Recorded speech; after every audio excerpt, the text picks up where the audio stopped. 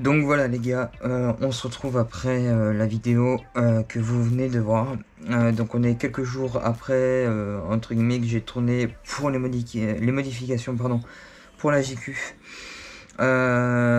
Désolé si entre guillemets il y a une coupure et qu'il n'y a pas eu de suite. C'est que du coup ça a mis beaucoup plus de temps que prévu. Je ne sais combien d'heures j'allais avoir de entre guillemets de rush. Donc au lieu de faire des tris etc et de vous faire une trop grosse vidéo en termes de durée, j'ai pas voulu continuer à filmer. Mais par la suite, quand j'ai fini entre guillemets d'avoir mis les petites options qui allaient bien, du coup j'attendais que le combo revienne du SAV que j'ai envoyé à Renault Savoia. Bon, du coup le combo n'a rien. J'avais eu quelques petits soucis avec le frérot Antoine sur la piste de modèle espace. Je ne sais pas ce qui s'est passé, nous n'avons pas trop compris. Donc du coup je vais vous montrer un peu le résultat. Hop, donc j'ai mis au dernier moment des petits clips que j'ai pris chez Donuts. Donc des bleus, enfin un bleu du coup, et un rouge, donc pour le devant et l'arrière. Hop. Donc vous avez la vue de la GoPro qui est juste au dessus. Et je vais prendre mon téléphone si nécessaire pardon, pour vous faire des petits plans et pour avoir une meilleure qualité. Alors du coup, comme vous pouvez le voir, voici l'implantation, l'installation du coup de la JQ.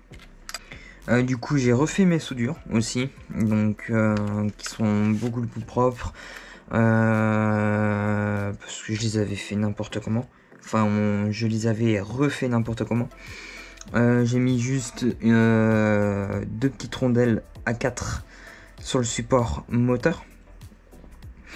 Donc j'ai refait un petit DIY avec d'Irislan, pas compliqué. Du coup j'ai fait un peu de cable management pour que ce soit le plus court possible et le plus propre possible. À voir, mais normalement ça ne va pas du tout toucher la couronne. C'est tellement entre guillemets, là j'ai un point dur, ça commence à être souple à partir d'ici. Je sais pas si vous allez vraiment voir, mais à partir d'ici, et là ça pourra pas trop parce que déjà il y a ça qui va bloquer. Donc pour le moment, bon, après si j'ai des petites traces de dur, des petites morsures sur le câble dû à la couronne, je referai la phase de B et j'essaierai de la faire passer par ici pour dégager vraiment le support central. Au niveau du diff, qu'est-ce que j'ai pu changer? Donc j'ai mis pour sortir avec le cerveau et pour se rapprocher au plus avec la config orange, un petit palionnier Donuts Racing jaune. Et je sais pas, oui c'est bon, on le voit bien mais le focus c'est pas très propre. Le palionnier de Sauve Cerveau orange. Donc je vais vous prendre mon téléphone, ça sera beaucoup plus simple et beaucoup plus propre. Donc du coup on se retrouve sur le téléphone. Et du coup voilà, avec un peu plus de netteté, donc ce que ça donne. Donc il y a juste ça qui a été modifié du coup. Le palonnier, donc comme je vous ai dit.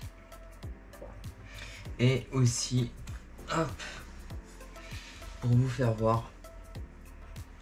Voilà, donc ça c'est, j'ai un doute sur le nom, les entretoises pardon, de support aileron, donc en aluminium rouge, donc ça va un peu alourdir l'arrière, en plus avec le support aileron en alu qui est juste là.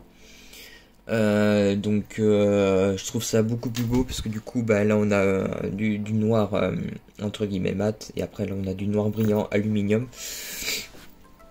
Donc voilà, ça... Comment dire, je n'ai pas le terme. Mais du coup, ça fait beaucoup plus beau.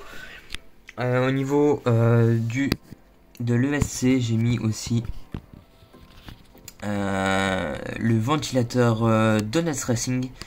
Donc qui souffle beaucoup plus fort. Donc orange, donc c'est le 30 par 30.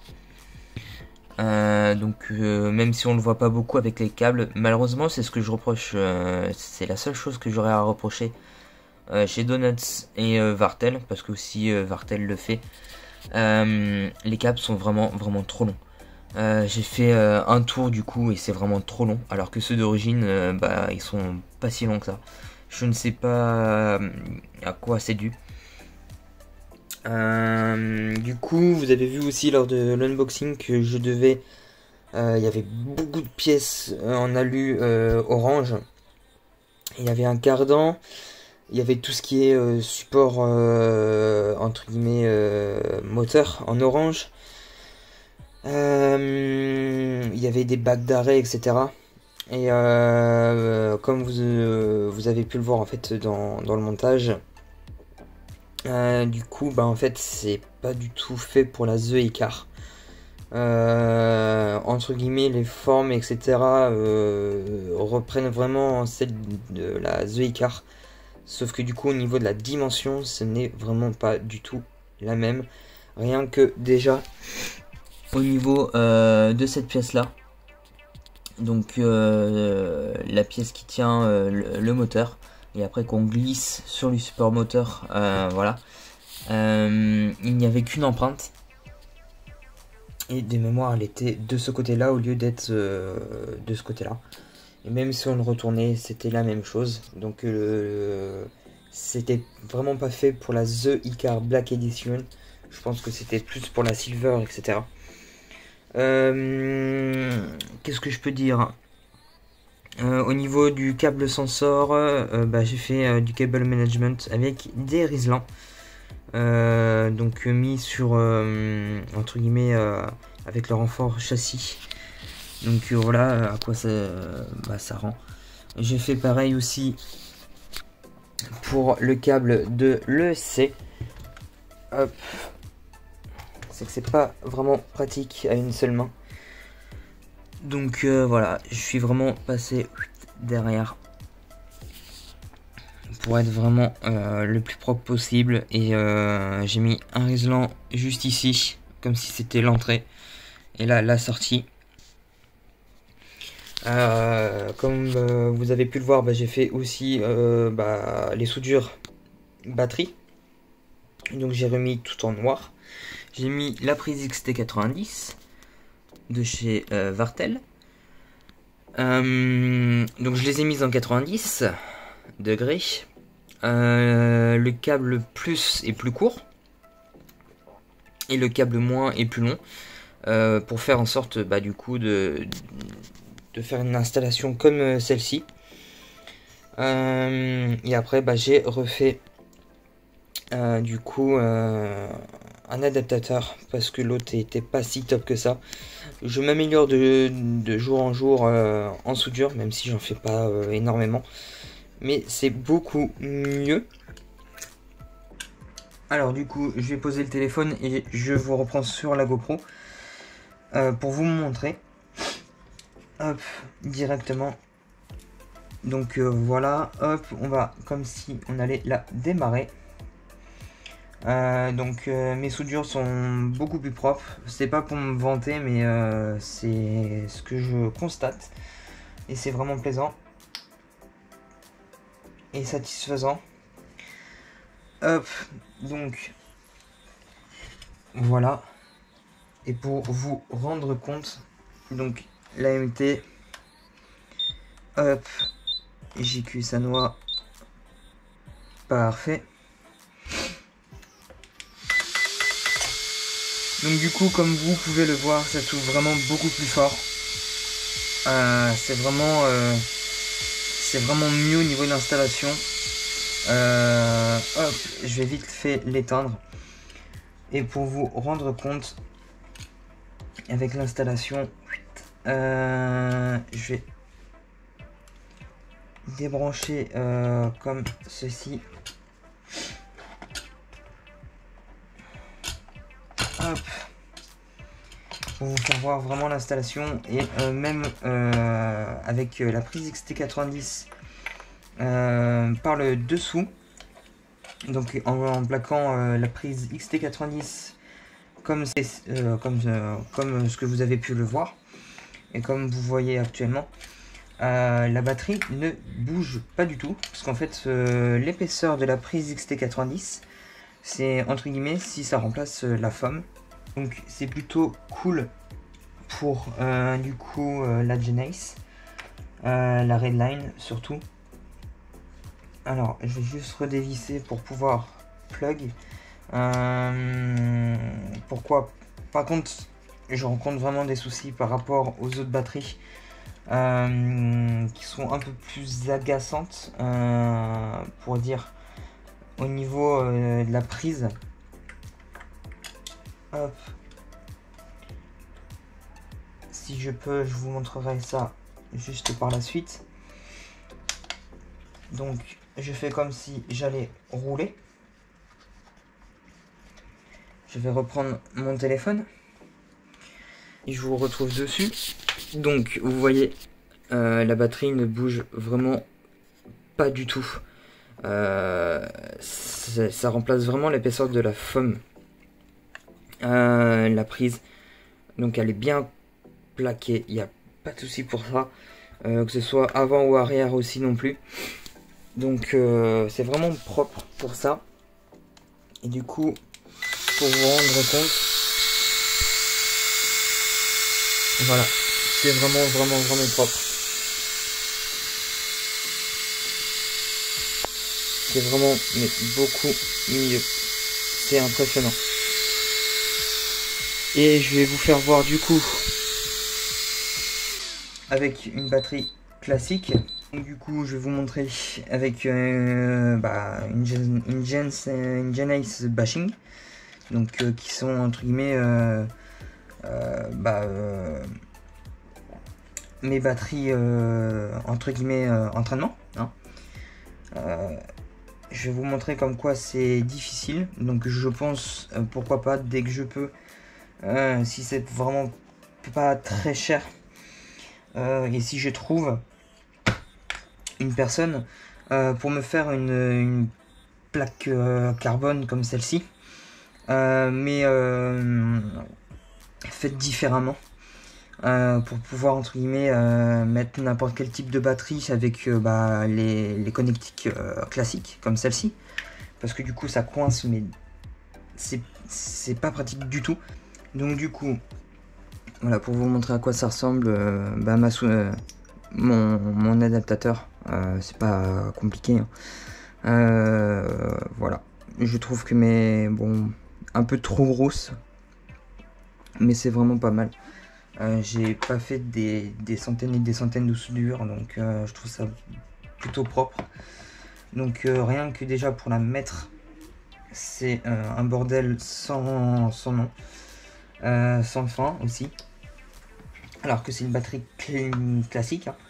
Hein. Donc voilà, hop, je dois limite soulever le support.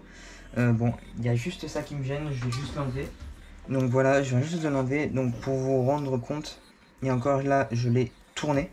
Mais vous voyez là déjà, ça bloque. Donc c'est un peu compliqué en fait. Là, faut pas avoir peur. Hop, donc là je vais régler parce que la profondeur n'est pas du tout la même. Hop, et vous voyez là du coup je vais prendre mon téléphone, ça appuie sur la prise d'équilibrage, donc qu'on la mette comme ceci ou n'importe quelle façon, c'est pas tip top, donc faut que je trouve une solution. Et du coup on peut pas le mettre correctement parce que là si je force je l'abîme complètement. Donc du coup on ne sait trop comment faire, parce que même si on le met comme ceci, Hop. On va abîmer la prise d'équilibrage. Et là, vous voyez, on peut vraiment pas, parce que du coup, si on appuie, bah, on a l'épaisseur. On peut même pas passer la prise d'équilibrage par là. Enfin, c'est un bordel son nom. Et du coup, si, imaginons je veux la coucher, c'est pareil, il y aura cette partie-là qui va du coup bloquer. Parce qu'en fait, elle est pas assez centrée. Elles sont pas assez rapprochées. Donc du coup, en fait, ça va taper ici. Ça va pas être entre guillemets assez haut. Voilà de quoi je vous parlais. Donc là, elle est bien mise. Et vous voyez, là, il faut que j'appuie pour pouvoir la mettre. Vous voyez, elle est bancale. Donc elle n'est pas en contact avec le châssis. Elle est en lévitation et en fait, ce qui pose, c'est ça. Et il fallait que la prise moins soit beaucoup plus rapprochée de la prise d'équilibrage. Pour après affaisser beaucoup plus la batterie vers le châssis. Et qu'elle soit vraiment maintenue et posée contre le châssis comme celle-ci. Et là techniquement, si je ne dis pas de bêtises, donc voilà, ce que je disais, c'est que du coup là on n'est même pas vissé à fond. On a peut-être 1 ou 2 mm, voire 3 même pas. Mais par contre là ça force sur la prise du moins de la batterie et c'est vraiment pas bon. Donc c'est pour ça que je vais de suite la dévisser pour pas tordre les connectiques. Donc c'est vraiment un point faible pour cette JQ. C'est à moins que la solution c'est d'avoir des prises PK et ne pas être emmerdé pour ça. Donc voilà. Donc c'était tout pour cette vidéo. Donc pour l'upgrade, donc là elle est vraiment full. Au niveau de la personnalisation, etc. Sauf si je trouve des pièces exclusives et qui me plaît et qui peut encore homogénéiser. Non, je me souviens plus du mot à proprement dit. Voilà, il est assez tard. Hein. Il est 23 h presque. Une demi-heure près. Je viens de sortir du taf. J'ai une grosse journée. Donc voilà, c'était pour vous faire voir et après poster au plus vite la vidéo, donc celle-ci. Donc voilà pour ce qui est de la vidéo upgrade, etc. pour la GQ. Donc sur ce, moi je vous dis à bientôt pour de nouvelles vidéos. N'hésitez pas à liker, commenter et partager si ce n'est déjà pas fait. C'est pour soutenir la chaîne, c'est pour son bien. N'hésitez pas à vous abonner si ce n'est déjà pas fait. Si vous êtes déjà abonné, vérifiez bien que la cloche soit bien activée juste en bas. Et si vous êtes nouveau, abonnez-vous, c'est gratuit. Je n'incite personne. Voilà, mais c'est pour soutenir la chaîne. Et activer aussi la petite cloche pour être tenu au courant des prochaines vidéos qui vont sortir très prochainement, comme je l'ai déjà dit. Moi je vous dis à la prochaine, c'était Franchar City 2. Tchuss tout le monde.